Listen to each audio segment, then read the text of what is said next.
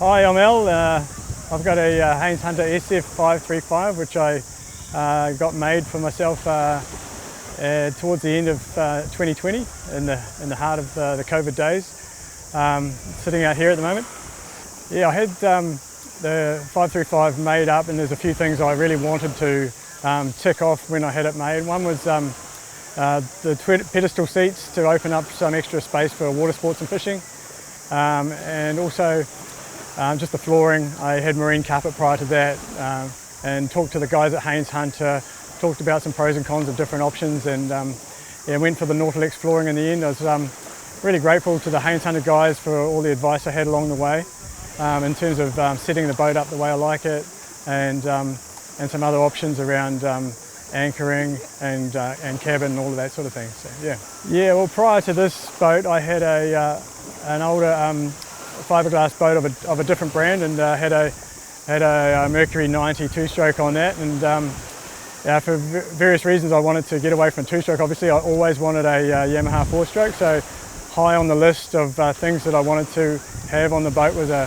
Yamaha four-stroke. So talking to the guys at Haines Hunter, we talked through the options, and ended up going with a 130 horsepower four-stroke Yamaha, which I'm absolutely loving, and of course the wife loves it too. It's quiet, it's no smoke. It's been awesome for the family. Yeah, well, went for the Yamaha obviously. I've always wanted a Yamaha four-stroke. I knew about the servicing and the upkeep that you can do through Haines Hunter. And yeah, so I think the servicing, the reliability was the key for me as well. And then of course just being a quiet motor, reliable, and without the smoke of a two-stroke. I think for me, one of the big things is just getting to know the guys at Haines Hunter. Any question I ever had along the way in the purchase process, and since I've purchased the boat, any questions I've had since then in terms of just little things I'd like to know more about, the guys have been absolutely amazing, and they've helped me out with any little query that I had, or if I've needed to change or fix something, they've been huge. So that was probably one of the big ones. The other one, of course, I'd been on a couple of Haines Hunters prior to buying this one, and the ride, of course everyone talks about the ride, and it's all true, right? The ride is just superb. I don't have trim tabs, I don't have trim tabs on them, I don't feel I need trim tabs. The ride is just amazing without them on a 535. The ride is smooth. With the 130 four-stroke, get on the plane in like 3 or 4 seconds. So yeah, I love everything about it. I love the cabin layout.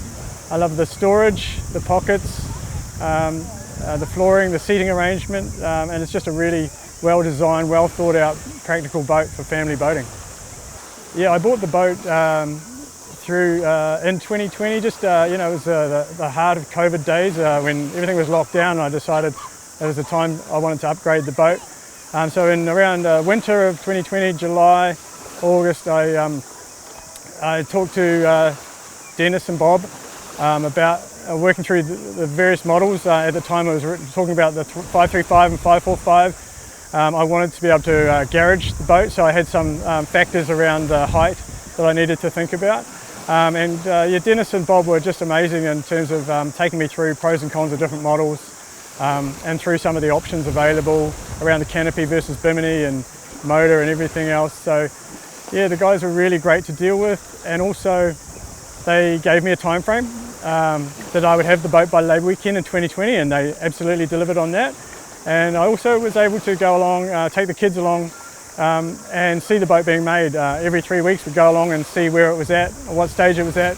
I really loved doing that. The kids got a lot out of it too, and just seeing the boat slowly come to life. And then of course the day that you get the keys and drive away is just an amazing day.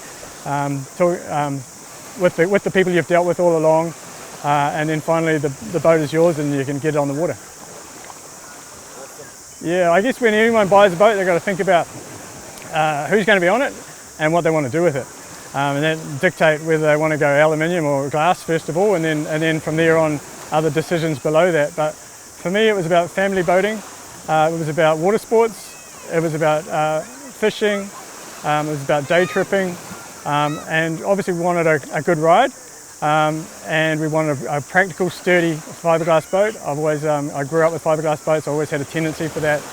So yeah, I think for me, That was the key in terms of thinking about what we'd use it for predominantly, who would be on it, and then after that, the ride, safety aspects, and design features.